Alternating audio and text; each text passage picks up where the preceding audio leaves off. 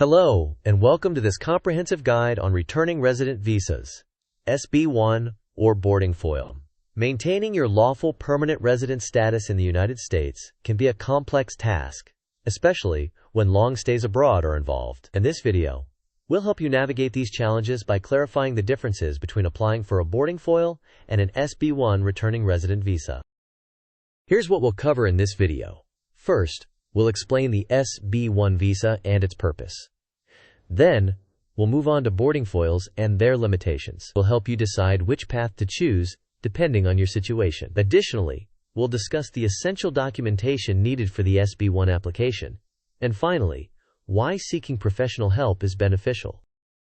Let's delve into the SB-1 visa. This visa is specifically designed for returning residents who've maintained their lawful permanent resident status despite being absent from the United States. It becomes particularly relevant in situations where the absence exceeds 1 year. To qualify, you must present substantial evidence illustrating that you haven't abandoned your U.S. residency. This evidence includes property ownership, family ties, employment history, and tax filings. The application process is comprehensive, requiring detailed documentation and possibly an interview at a U.S. consulate.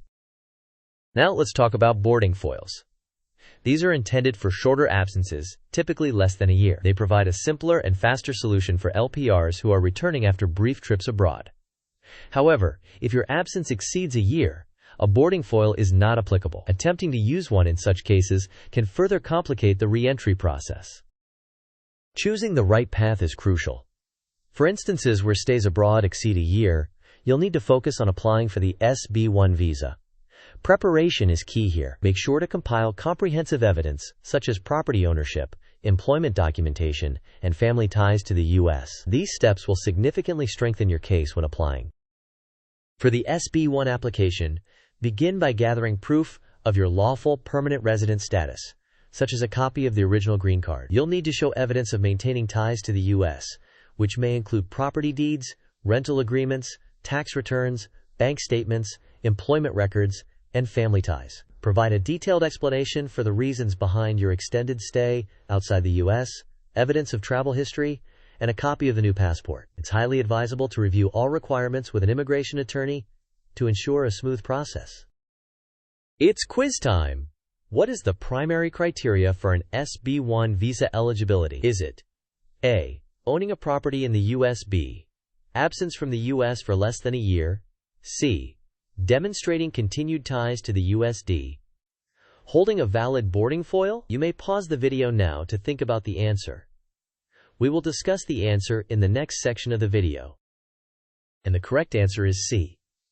Demonstrating continued ties to the U.S. is essential for eligibility for an SB-1 visa.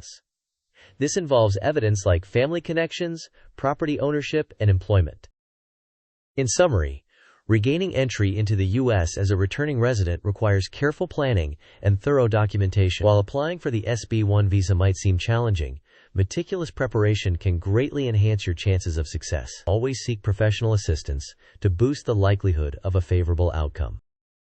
Thank you so much for watching. If you found this guide helpful, make sure to like, share, and subscribe. We'd love to hear your thoughts in the comments below.